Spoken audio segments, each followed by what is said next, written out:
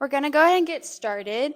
Hi, everyone. Thank you all so much for coming. Welcome to the Kendra Scott Center. If you haven't been here, we're excited to have you.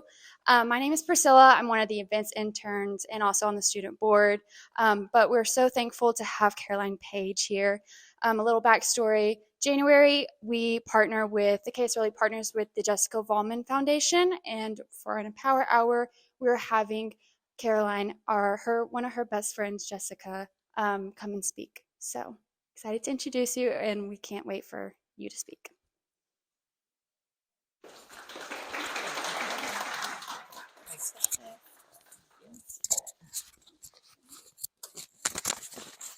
Can y'all hear me? Is that working? Okay. Okay. Hi. Welcome. Thank you so much for having me here this evening. I have some notes because I just want to be referencing these. So apologies for having these in my hand. But I am just so grateful for the opportunity to meet with and talk with so many young, creative women. But I want to recognize specifically why I'm joining you this month, and Priscilla mentioned it. But it's in partnership and with the Jessica Vollman Foundation, and to honor the life and legacy of Jessica Vollman, who is our friend and daughter, and her parents are here. And I'm just honored to be here as part of Jess January, which is her birthday month, and to promote the work that the Jessica Vollman Foundation is doing in partnership with this institute, which is to encourage and support young female leaders. This is so cool. This was not here when I was in college at UT, and it's just really neat to see this space and this opportunity for everyone. Jessica and I both went to UT. We actually both grew up in Austin. We went to rival high schools, and we found ourselves living in New York as adults. So we were actually roommates for a time in a very small 6th-floor walk-up apartment with other close friends from UT. Actually, everyone who lived in that apartment were also fellow Longhorns.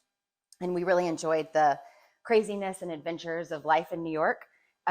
We both worked really hard to pursue our dreams and our career goals. And I really witnessed Jessica's flourishing career, and know she would be so proud of the work that her family's doing, and the work that this group is doing with the foundation, and would just be thrilled to see so many wonderful women here tonight. So it's really cool, and very, I think it's very emotional for a lot of us who know Jessica and are just happy to be here with this group. I really hope to make this a conversation. I hope to not just hear myself talk for however long. So please jump in with any questions or for anything you want more information on. So as I said, I'm a UT alum. I studied journalism in the College of Communications, and so spent many hours in the basement of the Daily Texan. I don't know if the Daily Texan is still located in that dark basement. Is anyone a College of Communication student? Okay, the Texan is still there? Okay, I was hoping that there was sunlight for you guys, but it doesn't sound like there is. So for the sake of the students, I was hoping that maybe that had changed. But anyway, lots of late nights and early mornings there working for the Daily Texan. And so even as a child, I saw myself as a writer and a communicator, and was really focused on that trajectory for my work throughout college. So my path did not lead me to the journalism career that I thought I was going to have. But really the reason that it didn't is because I've been mission driven and striving to find passion in my work.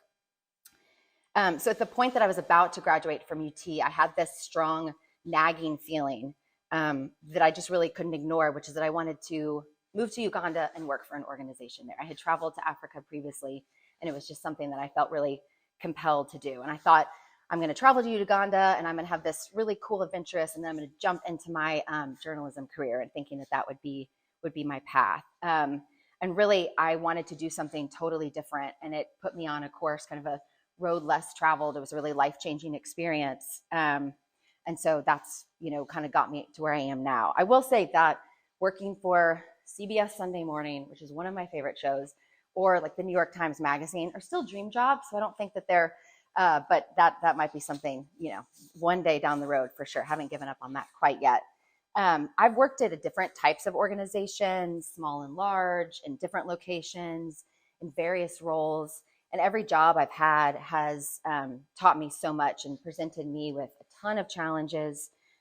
They've all been fulfilling and felt really important, because of the goals and the outcomes of the mission. So currently, I'm the director of development and communications for an organization that's really impactful called Friends of the Children Austin.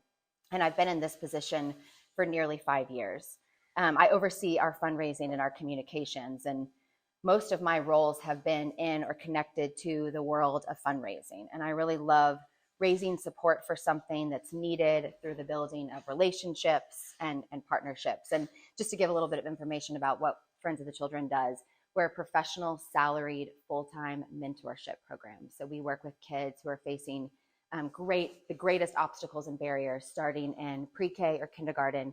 And we pair them with someone who's a full-time mentor called a friend, and we stay with them for 12 plus years. So it's an early intervention and a long-term program to break the cycle of poverty. And so I always want to take time to just tell people about that organization because it's something that I love and find it to be really impactful. So I think the word mission lends itself to different meanings for different people. But to me, it really is feeling charged to do something. It's being convicted by a purpose, a clear intention, a calling, feeling a duty. Since each of you have chosen to be part of something that empowers women to be creative and courageous leaders, I would guess that you understand what it means to be focused on a mission. For me personally, organizations with a mission to effectively serve and support children and adults experiencing poverty is where I feel called and most passionate. And that's just something that I've realized over time, that those were the types of organizations that I was really compelled to work with, both professionally and personally.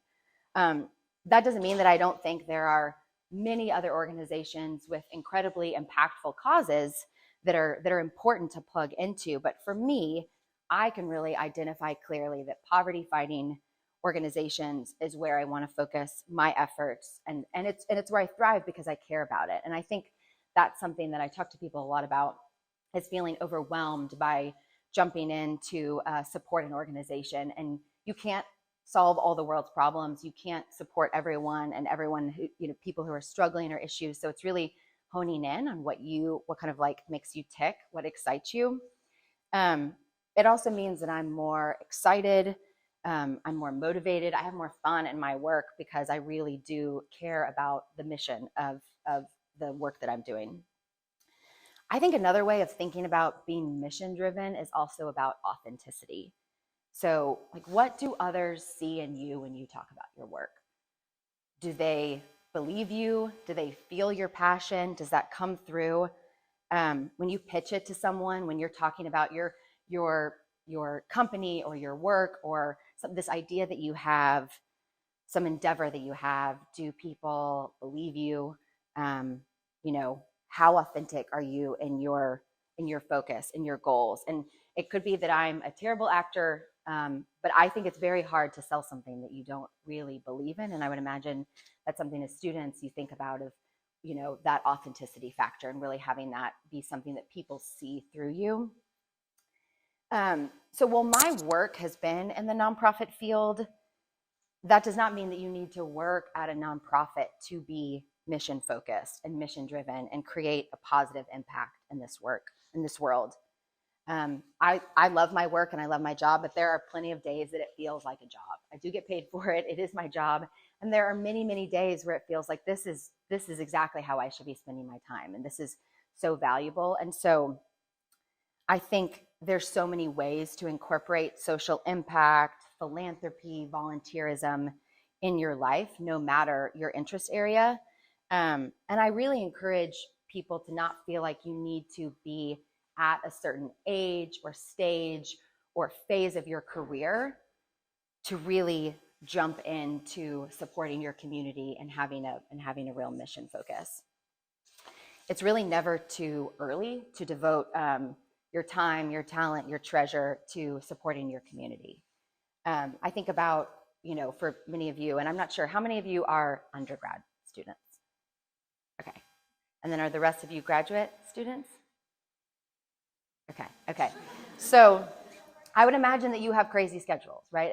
And you have probably limited resources. And so I think what I would encourage you is to think about volunteer opportunities with an organization, with multiple organizations, where you feel really excited to give your time. And I think college and being an undergrad or graduate student is a really perfect time. You have so many important things that are happening around you on campus in Austin, and you can really open yourself up to learning more about work that's outside of your major, what you're studying. You'll gain exposure to a world that's outside of your comfort zone, which I think is really important for all of us. Get a better understanding of the challenges that people are facing, gain empathy for what people are going through and what issues they might be struggling to deal with, or what environmental causes, or whatever it is, different ways that you can really gain just an understanding of what's going on in the world outside of sometimes our day-to-day life. I think when you're earlier in your career, in your 20s, you could really hone in on issue areas that you feel compelled to get behind. So, become a consistent volunteer for an organization and really start to think about what is something that really keeps me motivated. You could begin to contribute financially to an organization, even if it's a small amount, like really feeling like I'm starting to plug into something. You might choose to found a company that has a built-in philanthropic component of it, or a social impact piece of the work that you're doing. You could allocate a portion of revenue to philanthropy. I mean, there's really a lot of ways that you can think about supporting your community and starting early, and with a company, with an organization, in your career. When you're in your 30s and 40s, which I'm sure to you sounds very old, but it will be here before you know it. You likely have increased financial resources. You might have a schedule that you're more in control of. It's nice to be at a place in your career where you can you can control what meetings you have or what time you take, and really prioritize some time that you could be supporting organizations. You can join the boards of nonprofit organizations or board. You could advocate in your place of work about a philanthropic focus, encourage volunteerism among younger people within a company. You can help set, the social impact and service focus areas for a company. Promote others within your organization, within your company, to also engage. I currently serve on the board of an early childhood school and program called Mainspring Schools. And it's aligned with the work that I do in my day job, but it's totally something that I'm choosing to do personally. And it not only adds value to my personal life and time, and increases my awareness of what's going on with early childhood or what's happening with families and in this space, and how can I plug into that, but it really helps with your work and career path as well. The people that you meet on boards, organizations, people that you meet when you're working with different foundations or groups can really be a benefit to you and your professional career as well, and is something that can add fulfillment. I feel like you really experience more passion in your life, and you'll feel connected to something greater than yourself in your day-to-day life if you prioritize service, social impact, and giving back. And it doesn't need to be something that's overwhelming. I think there's this feeling of there's so many groups, and I don't know anything about this, and how do I vet organizations? And that can be overwhelming, but really trying to think about what are some things that light me up? What are some things that excite me that I feel like I can plug into? I think that having a mission focus in your profession, regardless of whether you're working at a nonprofit organization or a for-profit company, will lead to a more passion-filled career and life. You're going to feel motivated and inspired, I think, in more ways than you would even anticipate when you are plugging into your mission. Achieving success in your schoolwork, in your career is important, and it feels really good. I feel motivated by meeting ambitious goals, by feeling challenged, by striving for excellence, seeing accomplishments that you're helping to make within your workplace or within your field of work. But I do think that success without a driving force, a mission, can really feel empty and lacking. And so having that as like a North Star of like, what is my mission? I really want this group to feel encouraged to think about what is what does like fill you up? What is something that excites you? What delights you? And how can you focus that in your career and also in your day-to-day life? And I think back to when I had a very specific idea of what I thought my career was going to look like, and that was going to be in journalism and writing. And I had really been set on that in kind of in, middle and high school and into college, and was very confident in that work. And I just had this feeling, like this kind of back of my mind feeling of like, I really think I want to do this thing. I want to be adventurous and do something different. And it's something that I didn't ignore. And I think that's important too, is thinking about what is something that just feels nagging that you really want to jump into. And it led me into a course, in a path that I'm in now, which is in the nonprofit space. So I'd love to answer questions, or please jump in with anything. Yeah. Yeah, so not saying that your story isn't unique. I feel like I've heard it a lot, like from different professors or like speakers, where people go in wanting to be attorneys and then end up being policy, or wanting to go corporate and then ended up in grassroots. So what do you think, I guess, in your life gave you the confidence to kind of like change the trajectory of your career to more mission-driven, service-oriented kind of profession? I think that's a great question. I think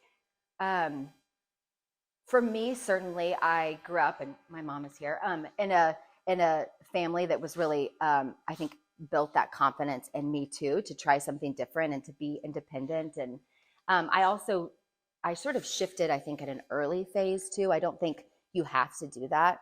I feel like you can be confident in knowing that I have skills, and even if it's something that skills that can translate into like the nonprofit space. So, and it doesn't have to mean that you have to work at an organization or work in politics or in policy. I mean, it can, right? That's really important too. We also need people who work at for-profit companies and can, frankly, give to the organizations that need that funding too. But I think feeling confident in the value that you can add, in the skills that you have, and knowing that even if you've learned something in a different field that's different from what you might be wanting to jump into, that can translate. And I would say too that, and I used to, when I lived in New York, I worked for a large foundation, and I actually did a lot of work to help people get on the boards of nonprofit organizations. And I would hear people a lot who worked in finance, and they were making a lot of money and they were doing well, but they were thinking about kind of a career change. And something that I talked to them a lot about was, well, have you volunteered with an organization before? Have you served on a board? Like, how can you entry into that world without immediately thinking, I need to jump ship on this career path? And maybe that's what you decide to do. But I think having more exposure into whatever the space is, policy, nonprofit, whatever, politics, and learning more about that, and then gaining that confidence and feeling like it's not maybe such a hard shift. Oh, sorry, follow-up question. Yeah. What do you think was like the event, or like what was the turning point for you? So I would say, I think I can pinpoint it too. I went on a trip to Tanzania one summer in college, and I hadn't traveled to a third world country before, and hadn't really been exposed to that level of poverty, frankly. There's so much need in our country, and there's so many challenges that Americans face, but it was something that was really eye-opening. And I just met people there. I learned about a world that was so different from what I knew.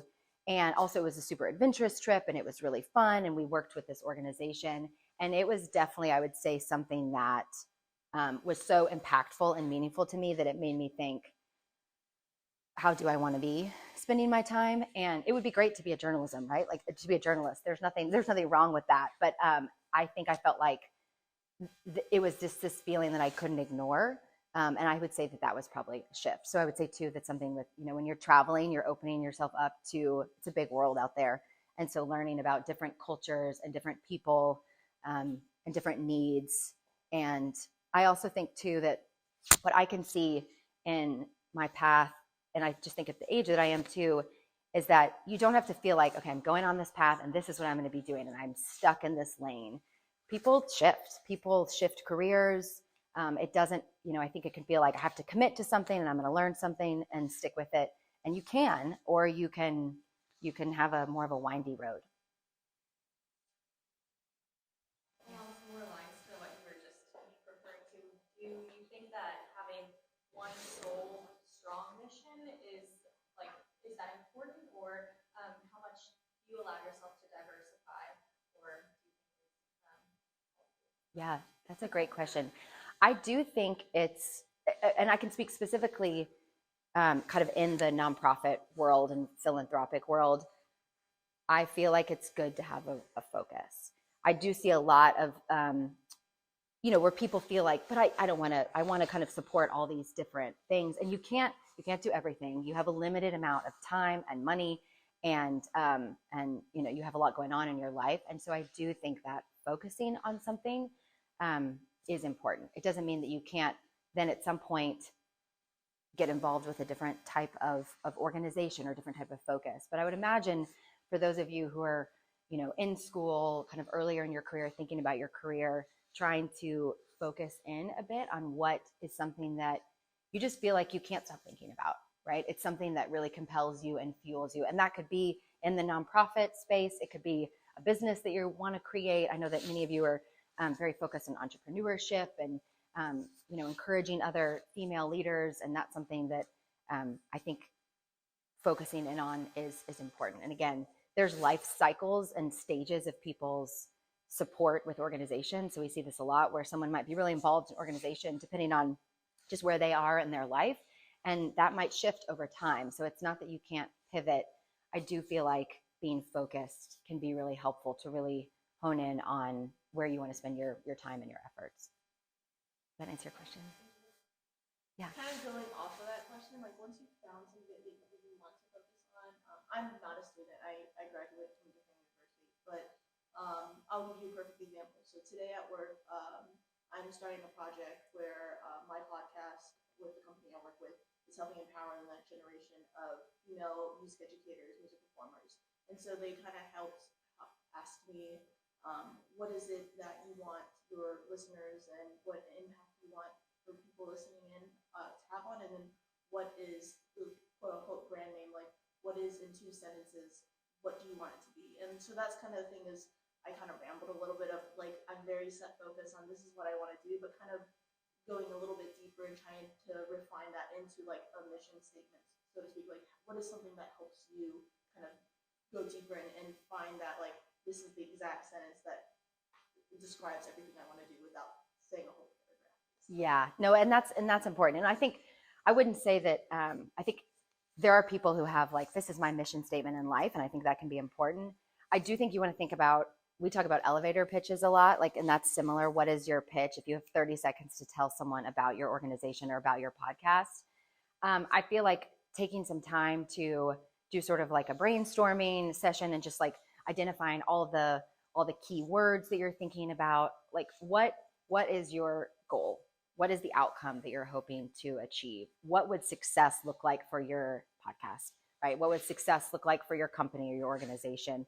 And really trying to focus on what those answers are and sort of working backwards a bit of how can I craft a sentence that makes people really understand what I'm about. And I think to be really clear and concise, so often you see mission statements, particularly I see this in the nonprofit world, that you read it, it's like, I have no idea what that means, right? It's so sort of vague and broad. And so being really clear and concise and transparent and thinking about what's your ultimate goal. What do you want someone to walk away understanding about what you're trying to accomplish? And so trying to create a sentence, a short blurb, a 30-second pitch that you can give to someone in passing that they understand. I know exactly what that is about. Does that help? Yeah, that is. Thank you. Yeah.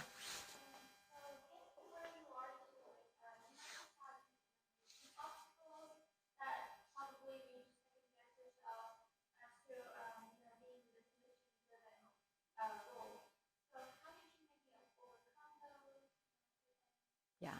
I haven't had any obstacles. I'm always 100% confident in everything that I do. On a daily basis, I question myself and my skill set. And so that a lot of obstacles I would say that I think, and I didn't touch on this. One thing to think about is you can be working at a company, a nonprofit that you think has the greatest mission, has the greatest product, and you can be working with people around you who you don't trust, you don't respect, you think that they're not, you don't frankly enjoy sort of their style of working. I think that the people you surround yourself with is really important. I would say that I learned so much from different bosses that I had, different like mentors that I had in my jobs and my career, that really are people who were excited to see me succeed. And I think that's something too that you want to, when I look, and I hope to be this way with people who I manage and people I work with, and then I want to see this from people who I look to as leaders, is do they see success? Does their success align with my success? So do they feel excited when I do well on something, or I take on a project and it's something it's not a threat to them, it's not taking something away, it's adding value to a place. So I would say really surrounding yourself with some people that you feel you really trust and respect, and making sure that you've got some like great mentors in your life. And that doesn't have to always be someone who is much older than you or much more experienced. It can just be people who you feel like you align with, kind of their values. You see that they're hard workers. You see things in them that you aspire to have. So I would say that that's one thing, is really like the people that you have in your life and having some key supports. I think that with obstacles, it's how do I react to this obstacle? So you're going to face obstacles. You're going to face challenges. When I lived in New York, I mean, it was amazing and wonderful, but there was, it's like the hardest place ever to live. You're constantly beat down. And I think that it can feel really draining at times. And so, wanting to react in a way of with resilience and feeling like you're able to bounce back from obstacles. I would say not losing confidence. I mean, you're going to make mistakes, you're going to fail. We continue to do that in my work and feel like that wasn't the way that, that wasn't the outcome that I wanted. And so what can we do differently? How can we pivot? Feeling like you don't lose confidence because of obstacles, because everyone around you is facing different obstacles. I think having empathy too, I think something that when you are exposed to different issues, different challenges that people are facing, if you've lived in different places in the country or in the world too, you just have a better sense and a broader sense of what's going on, what people are dealing with. And so empathizing with others, I think certainly can help you have some perspective of obstacles too. And I think that's something that we're all going to face obstacles, and sometimes it can be really relative to what you have going on in your life, but understand that this is my perspective. This other person might be dealing with something else, and feeling like, you want to keep that perspective all the time of how you bounce back. But you're going to continue to face obstacles. And I think being honest about that too, and sometimes being vulnerable with other people in your life or with your mentor or with someone around you, and leaning on the support of other people as well. I mean, asking questions, looking to other leaders. I would say that I'm sure there's people in your life, and there will be people in your life, both personally and professionally, that really want to see you succeed. And so they want to help you when you face obstacles, when you don't trust yourself, when you're losing confidence. And it's important to be looking for those people that you feel closely aligned with. Yeah. How and where do you find those people, like mentors and people that want? That's a good question. Well, I would look close around you first. I mean, thinking about what are you studying right now? Communication leadership. Okay. So is there a professor or a teacher that you feel like is someone that you feel aligned to or could look to as a mentor? Or is it another student, maybe someone who's, I don't know how old you are, but if it's someone who's a couple years older, someone who has maybe graduated from a similar field that you're interested in and is now working, and could be someone that you could go to. I think that that's a great resource, as well as thinking about who has maybe been in a similar situation, but is maybe 5 years ahead of me or 10 years ahead of me, or just a couple years. And it's someone that you could go to and really talk through, here's what I'm facing and dealing with. But I think, like I talked about, looking for authenticity and like honesty and people is something that I think again is it's hard to fake that. And so looking for people in your life who you think might really be able to support you. And it doesn't mean you need a huge number of people around you, but having like a couple key folks that you feel like you can really go to. And again, they want to see you succeed. So I would look what's close around you. I mean, this, I don't know how you all know each other or what, if people are close here, but looking around this amazing network of young women and that potentially being a space that you could go to. I also do think that if you're getting involved, if you are going to an organization and volunteering, there might be some people there that you feel like that's so cool what they're doing. And maybe it's another volunteer, maybe it's someone who works at that organization, but you can sort of form a friendship or relationship and look to them as well for that support.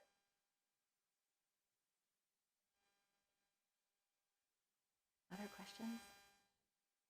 I guess speaking of volunteering for organizations, and you were talking about board positions, can you talk a little bit about how to get on the board and at what point is it appropriate to try? Yeah, that's a great question. So I would say I think you could join a board when you're, of an organization when you're in your 20s, but I think I probably see more it's something that people look to more when they're in their like 30s. I will say there's a lot of groups that have like junior boards or young professionals groups that are really trying to attract like a younger group of people who they know are earlier in their career and are wanting to plug into something. I would say starting with supporting an organization, and that could be volunteering. So people say to me all the time, like, what do you guys need? What can I do?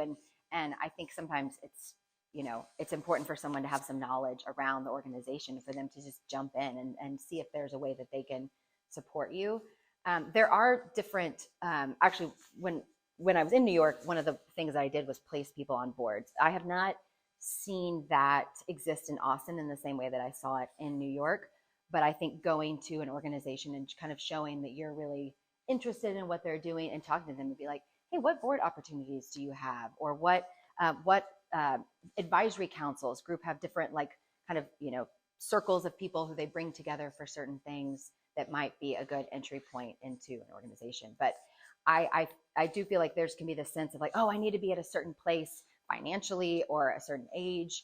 I don't know anything about food insecurity. So what value am I going to add to the board of an organization that's helping with food insecurity? And it's not that you need to be an expert in that work. You're bringing your skill set of you work in finance, you're a lawyer, you're a marketing or communications professional, you know people in the community, you're bringing that skill set and that knowledge and those relationships. And that's really what groups are looking for.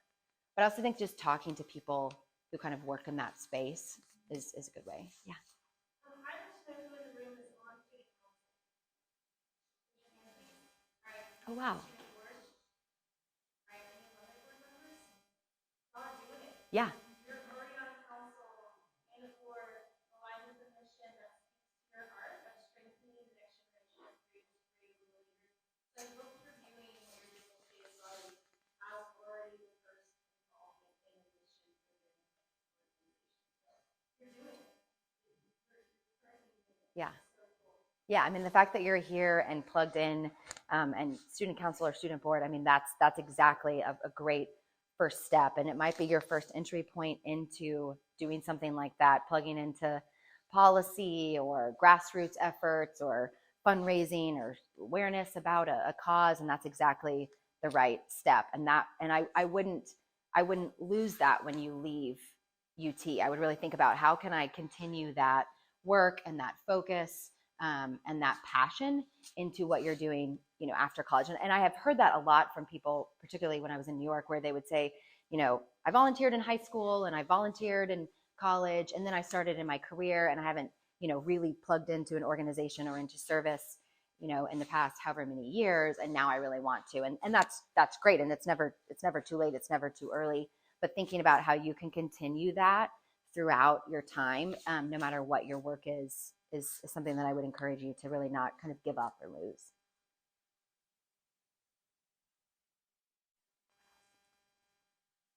Do y'all have anything you would add? I want to put you on the spot. Yes.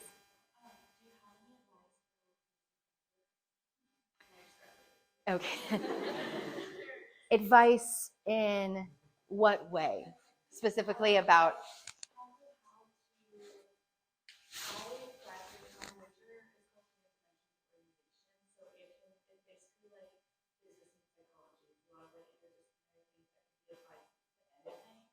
So I feel like now I'm like searching for a job and I'm trying to go with something I'm like really passionate for, but there's also like other opportunities. So, but it's kind of hard because I'm jumping to the end. So I'm just trying to navigate that right now. So like, you have any advice on like narrowing? Yeah. Like if you had, if you could give yourself any advice when you were in that position. That's a good question. Um, I do think, because I've seen people who will say like, hey, I'm looking to get a job in whatever space, or I want to maybe move to a place. And it's helpful for someone who's wanting to support you in finding a job when there is more of a focus. And you can say, I'm looking for a role that is in like, and kind of have some bullet points on what you're looking for. Knowing that if you're a recent grad, I'm sure you're open to a lot of different opportunities. And frankly, you might just want a job, and that's great too. So I think that not feeling like you have to have all of the answers. And at some point you want to jump into a place and start feeling like you're at a job, you're getting paid, you have something that you're learning from. Because no matter what you do, you're going to learn from that place. And even if it feels like this isn't the thing I'm the most passionate about, but it's good for now, I'm learning, would certainly be advice. I don't know if you're looking for a job in Austin or if you're thinking about moving to another place, but trying to focus in on just like a geographic location can be really helpful. Because saying like, I maybe want to move to New York or Chicago or Austin, someone who maybe is trying to support you might not really know how to help because they don't kind of know what your focus areas are. I think giving like really concise, like we were talking about, kind of your mission statement, some bullet points for people of what you're about, what your skill sets are, and what you're looking for is really helpful as someone who might want to, hey, send me some information, send me your resume, send me a paragraph about, or bullet points on what you're interested in. I think that could be something. I think thinking about too, like what would excite you when you go to work every day? What would be something that that would motivate you as you're going to your job, and trying to even just write that down and articulate what that might be. And it could be about the people you work with. It could be the culture of the place. It isn't just about the actual work. It really needs to be about just the overall environment that you're in as well, because that makes a big difference. So trying to just articulate some of that and feel like you can write it down and sort of sell that to someone about what you're looking for.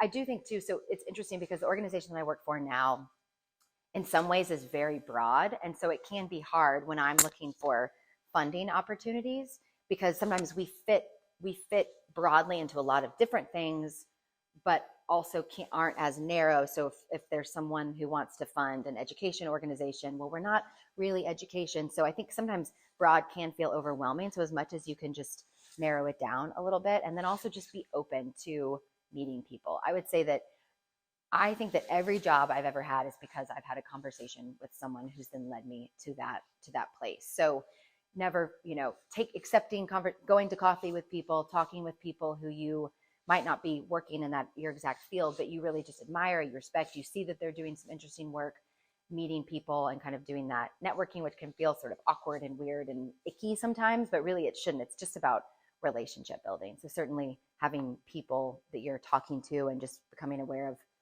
who else you should connect with, what other opportunities are out there. Do you ever feel awkward about the goodness of what you're doing and just like how things come off to other people, I guess? Like do you and what would your response to that sort of feeling be? That's a good question.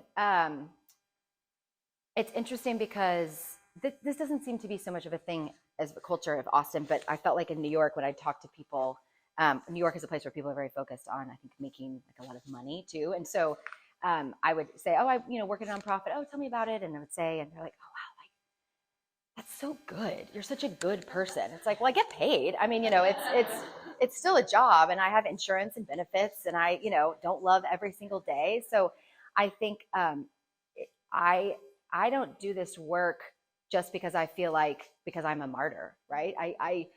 I do this work because I think I really enjoy it. I, at the end of the day, feel like I want to be spending my time with something that's rewarding. I felt like, particularly during the pandemic, when so many of us were home and you know, you're really like isolated in your work, I was really grateful for the fact that I was really felt like I was making an impact. And even if it's in a small way, in the work that I was doing, when you're stuck at home, you're not seeing people, you're kind of feeling very lonely and isolated at times, and thinking that at the end of the day, the work that I'm doing is actually making a difference for people who were struggling before the pandemic and are really struggling now. And so I think you can be, you don't need to apologize for feeling like this is great work and this is good. It also doesn't mean that you can't be adding so much value to this world and to your community if you're working at a law firm, right? Like that's great too. All of that work is great. So I don't ever feel, I don't feel embarrassed about feeling like this is like too good or too altruistic. It's still a job, and but it also just brings so much motivation and joy, and you get to meet interesting people. So I think that thinking outside of the box of what your work could look like, and also knowing that you can plug into things outside of your professional life that are going to motivate you and fill you up as well.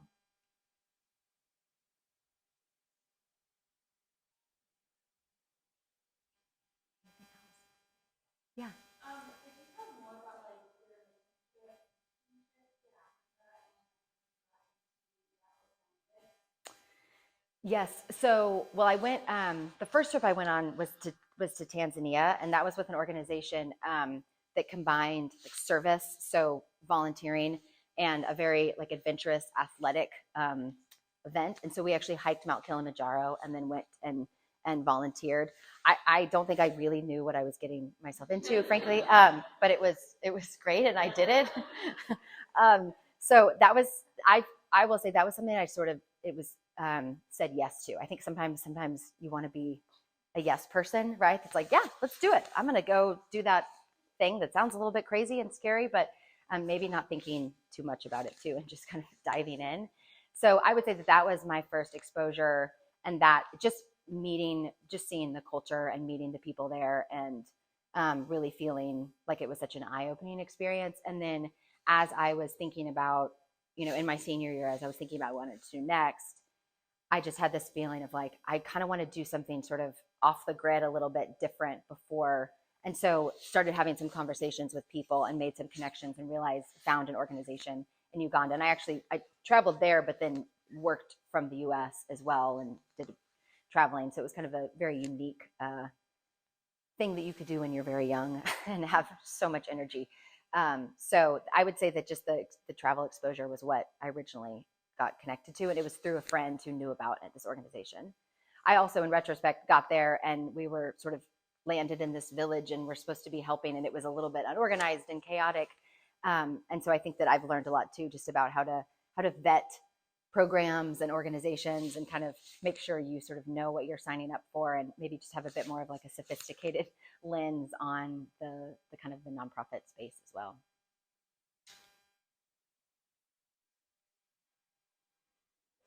Yeah. Can you talk a little bit about your experience when you first moved out to New York? Because I'm about to graduate too, and that's also like something I'm intending, but it's also like really scary and just terrifying. Everybody who has a story like has a New York story. So, what's yours? Well, a lot of New York stories. Some I would share in this space. Some I would maybe not share in this space. And actually, we've got some people over here too who also lived in New York. We lived there at the same time.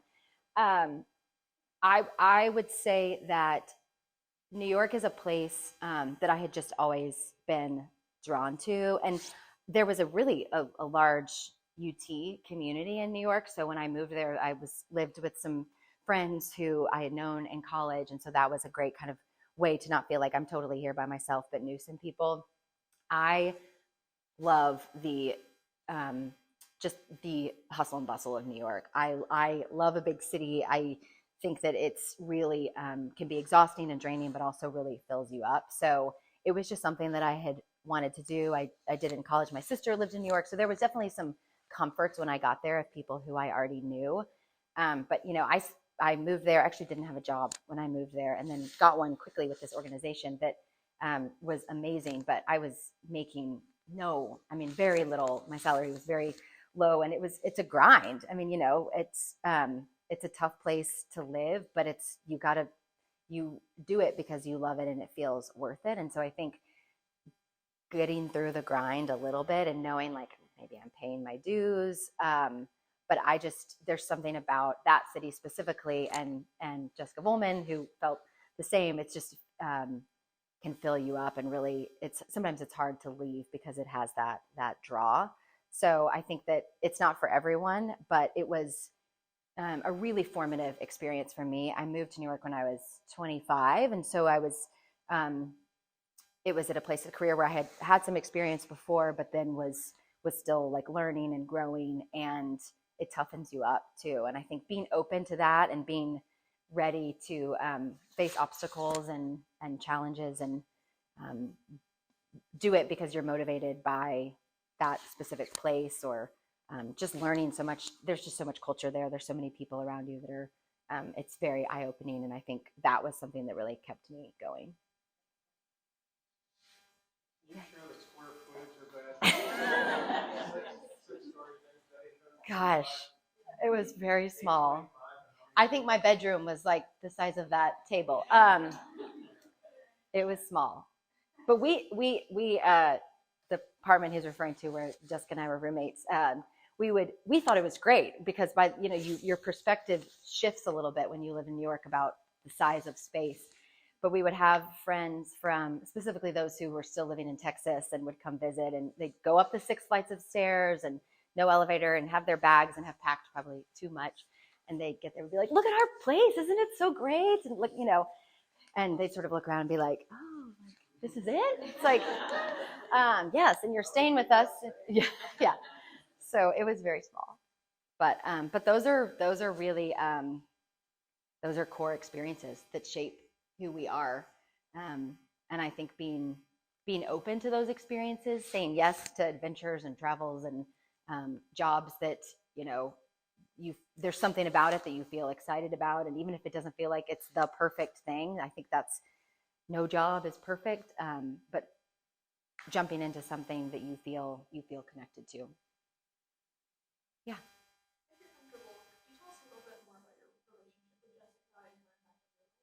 Oh yeah, that's sweet. So, so we went to UT together, but really knew each other at UT as students, but became closer friends in New York. So we lived together for a year, and then Jessica moved with another Jessica who's here. So we were friends in New York, and Jessica was a really special person. She was very kind of under the radar at times, very quiet, very methodical. She loved New York, loved London, loved photography, loved travels, and was always wanting to feel challenged. She really cared a lot about female leaders and supporting women in leadership and in CEO positions, and clearly that's something that's been a focus. She was really driven by her career and wanting to find success, and she was funny and quirky and a really kind, loyal friend, was always there for people when they needed them. And so we just valued her friendship so much in New York. And then she came back to Austin and then went back to New York. And so we lived in the same cities in different times and together, and had a lot of fun together. And she was just a really unique, special person. We had one trip where we went to Big Bend between Christmas and New Year's, and that was really fun. So she was someone also who was up for things, definitely.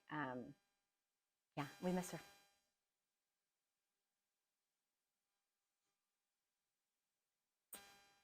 Anything else? Thank you. I really appreciate just being invited to talk to all of you women, and want to thank you, and feel like if there's anything if you want to connect, if you want to reach out, if you're interested in learning more about anything, any job opportunities or nonprofit work, just know that hopefully happy to share information and use me as a resource, however helpful. And I'm just grateful for this opportunity, and it's really cool and exciting to see all of you here, and wanting to support one another and support leadership and other strong, creative, courageous women. So thank you.